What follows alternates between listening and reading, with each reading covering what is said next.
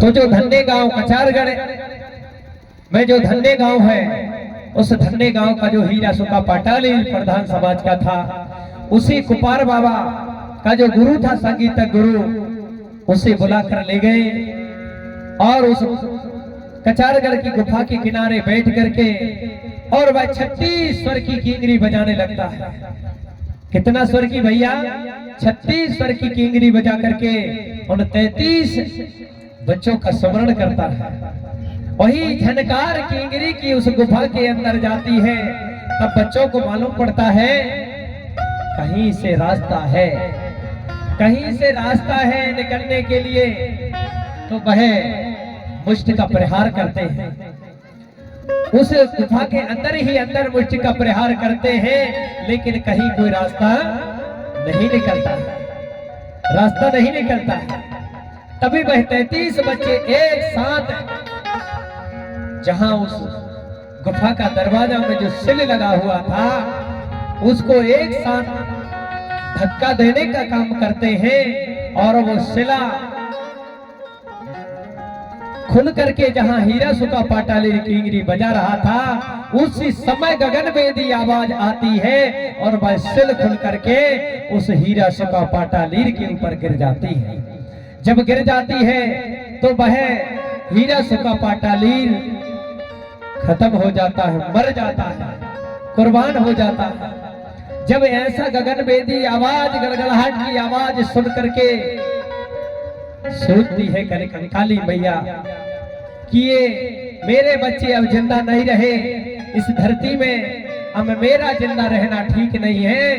तो वह भी बेहाल होकर के धरती दाई की गोद में समाहित हो जाती है, समाहित हो जाती है। आज भी उस कचारगढ़ की धरती में वो काली दाई का समाधि स्थल बना हुआ है। वो धरती दाई की गोद में समा जाती है और वही बच्चे 12 साल में बड़े बड़े विकराल, उनके केस लंबे लंबे हो गए थे, बड़े बड़े नाखून हो गए थे, बड़ा बैराट उनका रूप हो गया था। वही बच्चे बाहर निकल करके रोदन बचाने लगे कि हमारी माँ कहाँ है, हमारी मैया कहाँ है। तब राय तारजंग और कुपार बाबा समझाते हैं उनको कि हे पुत्रों, अब तुम्हारी मैया इस जग में नहीं रही, बोले इस दुनिया में तुम्हारी माँ नहीं है। अब जो होनी होती थी वो हो गई, अब तुम चिंता मत करो, तुम्हारा इस जग में बोले नाम रहेगा जब तक सूरज और चांद रहेगा, बोले जब तक तुम्हारा नाम रहेगा, तुम आदि काल से अनंत काल तक जग में तुम्हारा बोले नाम होगा। ऐसा आशीर्वाद वहां उनको दे देते हैं, ऐसा आशीर्वाद उनको कुपार बाबा उनको दे देते हैं। वहां पर शंभू और रहता जंग उनको ऐसा आशीर्वाद दे देते हैं और उनको वहीं से जो निकलने वाली जो पिंडुर गंगा है, उस पेन गंगा में उनको स्नान बनाते हैं, उनको नहलाते हैं। उस गंगा में, पेंडुर गंगा में ले जाकर उन 33 बच्चों को ले जा करके और उनको स्नान बनाते हैं, उनके बाल काटते हैं, केस काटते हैं, उनके नाखून काटते हैं और बीच बजधार में गले गले जल में खड़े होकर उनको स्नान बनाया जाता है। बाल काटे जाते हैं और उनके नाखून काटे जाते हैं और इस प्रकार से सगाजन उनको उसी समय जय सेवा जय बड़ा देव का मंत्र दिया जाता है। तभी से जाकर के आज तक उस जय सेवा मंत्र का अभिवादन गोंडवाना समाज के लोग करते हैं, इसलिए करते हैं मेरे साथ। वो मंत्र उसी समय दिया गया था, जय सेवा जय बड़ा देव का महामंत्र उन्हें कुपार बाबा राय तारजंगों ने दिया और फिर वहां से स्नान बना करके। इसलिए तो आज हमारे समाज में जब कोई भी घटना हो जाती तो देव धलाने जाते हैं कि नहीं भैया? जाते हैं। वो देव, उनको वही बच्चे देव बने थे, इसलिए उनको उस गंगा में नहाया गया। आज भी अपने समाज में जब कोई शुभ कार्य होता है तो देव नहलाने ले जाते हैं कि नहीं ले जाते भैया? तो उसी पेन गंगा में अब अपने पास नर्मदा जी, कोई नर्मदा जी ले जाता है, उधर होशंगाबाद में एक देनवा नदी है, वहां ले जाते हैं लोग। और वही उधर बैतूल जिले में लोग वो नाला देव में ले जाते हैं। वो लोग बताते हैं वहाँ वो 33 बच्चों के जो नरा हैं, वो जो नाला देव वहाँ उनके नरा गड़ाए गए थे, इसलिए वहाँ नाला देव है। बहुत प्राचीन स्थान नाला देव है। और बालाघाट में जो रमरमागढ़ है, वहाँ के लोग वहाँ जाते हैं देव नहलाने के लिए। इस प्रकार से जहाँ जहाँ जिस क्षेत्र में जहाँ जो शुभ तीर्थ स्थल होता है, वहाँ अपने अपने हिसाब से लोग देव नहाने जाते हैं। वो व्यवस्था उसी समय परंपरागत बनाई गई थी। कुपार बाबा ने वो देवों को उसी समय उनको वहां से मुक्त करके और उनको नहा स्नान कराया गया था। इस प्रकार से सगाजन फिर उनको कोयली कछारगढ़ की धरती में उनको सेमर पेड़ के नीचे बैठा करके और फिर उन्हीं 33 बच्चों के माध्यम से संपूर्ण सगा समाज के उन्होंने गोत्र बनाए। कहाँ बनाए भैया? कोयली कछारगढ़ की धरती में, सेमर के पेड़ के नीचे। पता होना चाहिए सारे लोगों को, सेमर के पेड़ के नीचे ऐसा गोल गोल बैठा करके और 750 गोत्र बनाए। कितने गोत्र बनाए भैया? 750 यानी 750 गोत्र बनाए। अभी तक शायद मालूम ही नहीं था कि हमारे कितने गोत्र हैं। तो हमारे संपूर्ण आदिवासी गुणवाना समाज के 750 गोत्र है, ये मालूम होना चाहिए। जिसमें गौड़ समुदाय नहीं, बेगा, भरिया, प्रधान, राजगौड़, ऐसे तमाम सभी लोग आते हैं उसमें। ये सभी लोग आते हैं, प्रधान भी आते हैं, ओझा भी आते हैं, बेगा भी आते हैं, भरिया भी आते हैं। ऐसे सभी को मिला करके 750 गोत्र बनाए। जब 750 गोत्र बना दिए कुपार बाबा ने, अब सोचा कि इन्हीं 750 गोत्रों को बना करके वो जो 33 जो कलाल और भुलाल जो बच्चे थे, बोले इन्हीं को देव के रूप में इनको बांटने का काम करना है। तो कुपार बाबा ने उन्हीं 750 गोत्र भाइयों को एक समूह बनाया। कैसा समूह बनाया? 100 गोत्रों का एक समूह बनाया और 100 गोत्रों का दूसरा समूह बनाया, 100 गोत्रों का तीसरा समूह बनाया और 100 गोत्रों का चौथा समूह बनाया, 100 गोत्रों का पांचवा समूह बनाया, 100 गोत्रों का छठवां समूह बनाया और 100 गोत्रों का 7वां समूह बनाया। ऐसे करके एक से लगा करके 7 घटक तक उन्होंने 100 गोत्र का समूह बनाया। और समूह बना करके जब कुपार बाबा ने सोचा कि इनको बांटना कितने घटक तक चाहिए, तो वही कुपार बाबा ने उसी सेमर के पेड़ में दृष्टि डाली तो देखा कि उस सेमर के पेड़ में एक पत्ते से लगा करके 12 पत्ते तक होते हैं। देखना है आप लोग भी, 12 पत्ते होते हैं। एक डंठल में एक पत्ता होता है, दूसरे में 2 पत्ते होते हैं, तीसरे में 3 होते हैं, चौथे में 4 होते हैं, एक डंठल में 5, एक में 6 होते हैं। ऐसे करके लगा करके 12 पत्ते तक होते हैं। कुपार बाबा के मन में विवेक में समझ आया और बोले इस संपूर्ण सगा समाज के जो गोत्र बनाए हैं, बोले इनको 12 घटक में बांटना चाहिए।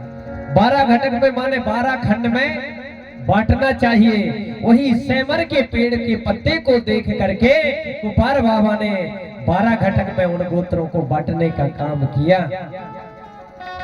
तो एक देव से लगा करके 12 घटक में बांटने का काम किया और 8 से लगाकर 12 तक जिनको 10-10 गोत्र का समूह बनाया।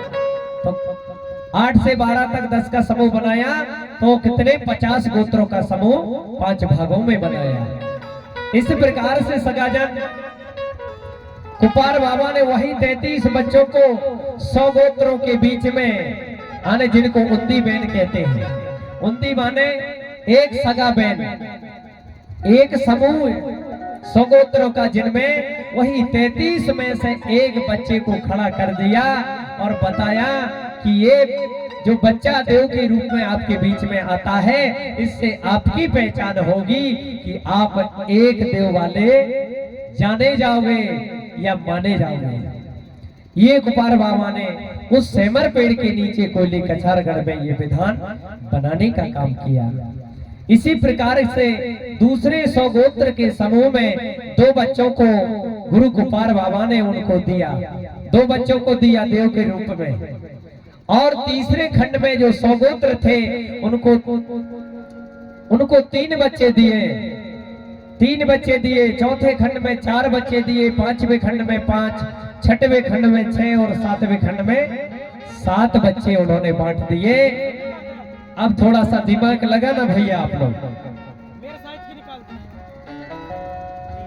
इसी प्रकार से एक पहले वाले खंड में 1 बच्चा गया और दूसरे वाले में 2, तो कितने बच्चे हो गए भैया? गिनती करेंगे मात्र सखिया, पढ़ी लिखी तो होगी ना। एक खंड में, एक समूह में 1 बच्चा गया और दूसरे में 2, तो कितने हो गए? 3 बच्चे हो गए ना। और तीसरे में 3 गए तो कितने हो गए? 6। पहले में 1 गया, दूसरे में 2 गए तो 3 हो गए, और तीसरे में 3 गए तो कितने हो गए? 6 बच्चे हो गए। सही पढ़े लिखे हैं आप, मैं सोच रहा था नहीं पढ़े, है ना? पढ़े लिखे बच्चे हैं, समझते जाना। 6 हो गए। चौथे खंड में 4 बच्चे गए तो 6 और 4 कितना हो गया? 10 बच्चे चले गए। 5वें खंड में 5 बच्चे चले गए तो कितने हो गए? 15 बच्चे हो गए। 6वें खंड में 6 बच्चे चले गए तो कितने हो गए? 21 बच्चे चले गए। 7वें में 7 बच्चे चले गए तो कितने हो गए? 28 बच्चे चले गए। 28 बच्चे 100 गोत्र के समूह में जो 7 भागों में कुपार बाबा ने बांटा था, उन 7 भागों में वो 28 बच्चे विभाजित हो जाते हैं, यानी बट जाते हैं। कितने बच्चे बचे भैया? 5 बच्चे जो 10-10 गोत्र का समूह बनाया गया था, उनमें 1-1 बच्चे बांट देते हैं। उनको कितने दे दिए? 1-1 बच्चे। 10 गोत्रों में 1-1 बच्चे चले गए। 1-1 जो बच्चे थे उनके गोत्र कितने हुए? 10। तो यही 33 बच्चे 750 गोत्रों में गुरु कुपार बाबा ने बांट दिया। और वही पहचान दिया। बोले अब पहचान कैसे बनेगी? बांट तो दिए भैया, लेकिन पहचान कैसे बनेगी कि तुम कैसे पहचाने जाओगे, किस नाम से तुम्हें पुकारा जाएगा? तो गुरु कुपार बाबा ने धरती और आकाश की गंड में जो 7 तरंग हैं, वो तरंगों को गुरु कुपार बाबा ने उन 33 बच्चों के बीच में बांटने का काम किया। 7 तरंगे क्या है? जैसे आपने देखा होगा जब बारिश होती है तो एक इंद्रधनुष निकलता है ना भाई, जिसको इंद्रधनुष निकलता कहते हैं। उसमें 7 रंग होते हैं, 7 रंग होते हैं। अभी गिनती करके देखना, कभी आषाढ़ में पानी गिरेगा उस समय वो निकलता है, जिसको अपन इंद्रधनुष कहते हैं। उसमें 7 तरंगे हैं।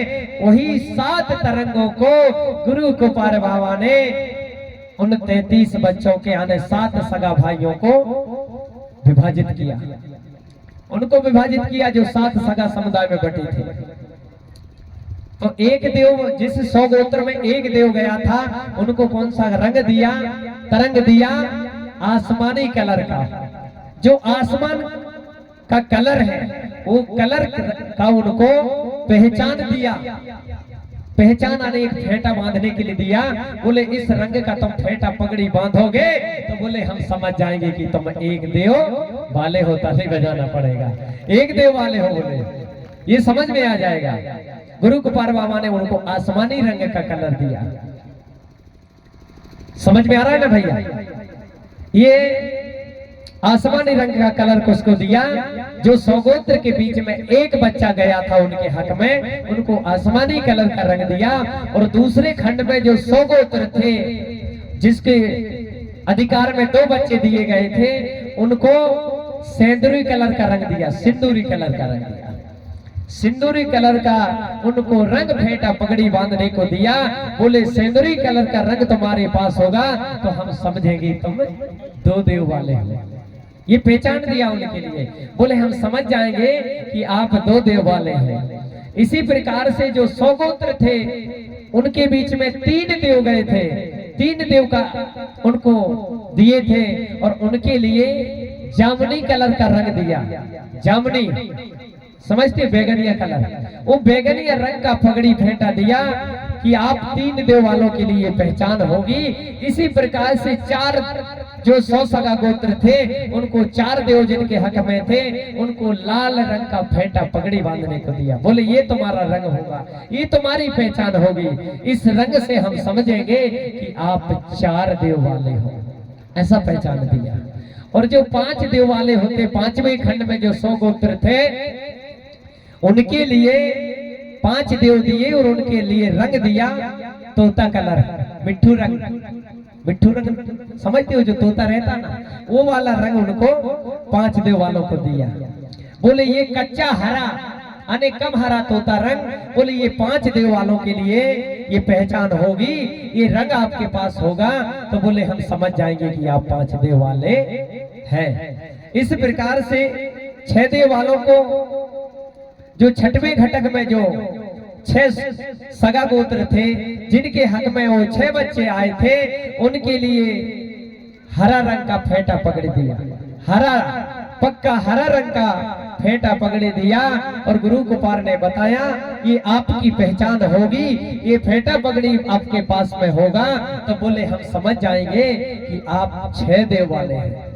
इस प्रकार से 7वें घटक में भी 100 गोत्र थे, जिनके हक में 7 देव आए थे। उन्हें धरती और आकाश की गंड में जो 7वीं तरंग है, वो पीली तरंग है, वो पीले रंग का फेंटा पगड़ी वो 7वें घटक वालों को दिया। बोले हम समझेंगे कि आप 7 देव वाले हैं। इस प्रकार से उन्होंने एक देव से लगाकर 7 देव तक उन्होंने धरती और आकाश की जो 7 तरंग है, आने 7 प्रकृति के जो रंग है, वो उनको प्रदान कर दिया और पहचान के लिए दे दिया। मेरे सीधा जी, वो पहचान के लिए दे दिया।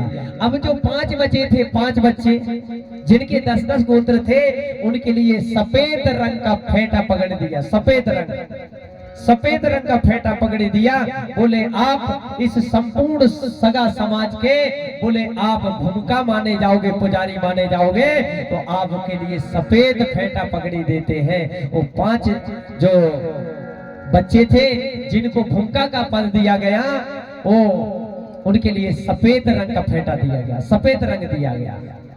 वही आप इस सतरंगा में देखेंगे जो तीर के निशान बने हैं तो झंडे में। इसी प्रकार से गुरु कुपार बाबा ने बांटने का काम किया। जो पहले वाला जो खंड दिख रहा है आसमानी कलर, उसमें एक तीर बना हुआ है। जो सेंदूरी रंग का जो तरंग दिख रही है, उसमें 2 तीर बने हुए हैं। तीसरे में 3 तीर बने हुए हैं। चौथे में 4, 5वें 5, 6वें में 6 और 7वें में 7। और आधा जो भाग है जिसमें फड़ा पेन शक्ति का चिन्ह बना है, इसका मतलब ये भूमिका का पहचान दिया गया है, सफेद रंग। तो भूमिका को सफेद रंग का फेंटा पगड़ी दिया गया। इस प्रकार से गुरु कुपार बाबा ने कुली कछार की धरती में माघ की पूर्णिमा में, वो कौन सा समय था? माघ की पूर्णिमा में ये संपूर्ण गोंडवाना समाज के गोत्र बनाए और शिक्षा दीक्षा दे करके और सगा समाज के बीच में सौंप दिया और कहा आदि काल से अनादि काल तक तुम्हारी जग में पूजा होगी। जब तक सूरज चांद रहेगा, बोले तब तक तुम्हारा नाम रहेगा। जब से लगाकर आज तक वो धरती में उनकी हम गोंड आदिवासी लोग पूजा करते हैं और उनके ठाना बाना बने हुए हैं, वही हमारे सगा देव कहलाते हैं। उन्हीं को सम और विषम में बांटा। तो एक देव वाले को और 3 देव वाले को, 5 देव वाले को, 7 देव वाले को, बोले तुम आपस में सगा भाई कहलाओगे, आपस में तुम सगा भाई कहलाओगे। और 2 देव वाले, 4 देव वाले, 6 देव वाले, बोले आपस में तुम सगा भाई कहलाओगे। तुम्हारा आपस में रिश्ता नहीं बनेगा। 2 देव वाले का रिश्ता 4 देव वाले से नहीं बनेगा, 6 देव वाले से नहीं बनेगा। बोले तुम आपस में भाई भाई कहलाओगे। इसलिए आपस में रिश्तेदारी नहीं बनती। और 1 देव वाला, 3 देव वाला, 5 देव वाला, 7 वाला आपस में रिश्तेदारी नहीं कर सकेगा। बोले तुम आपस में सगा भाई कहलाओगे। इसलिए 1 देव वाला 4 देव वाले से शादी करेगा, या 4 देव वाला 5 देव वाले से शादी करेगा, या 6 देव वाला 7 से शादी करेगा। ये विधान गुरु कुपार बाबा ने उस समय कोयली कछारगढ़ की धरती में बना दिया था। उस समय व्यवस्था बनाई गई ताकि जीवन में कभी कोई भी ऐसा अनर्थ कार्य ना हो, इसलिए इतनी सुंदर व्यवस्था गुरु कुपार ने बताया कि जब उस समय उस पुरवाकोट राज में भाई बहन ने गलत कार्य कर लिया था, इसलिए गुरु कुपार बाबा को बड़ी चिंता हो गई थी कि ऐसे अनिष्ट कार्य होते कोई रीति नीति नहीं है। तो गुरु कुपार बाबा ने गोत्रों का निर्माण करके संपूर्ण सगा समाज की व्यवस्था बना दिया कि आज के बाद कोई गलत कार्य धरती के अंदर नहीं होगा। ये व्यवस्था कुपार बाबा ने बनाया।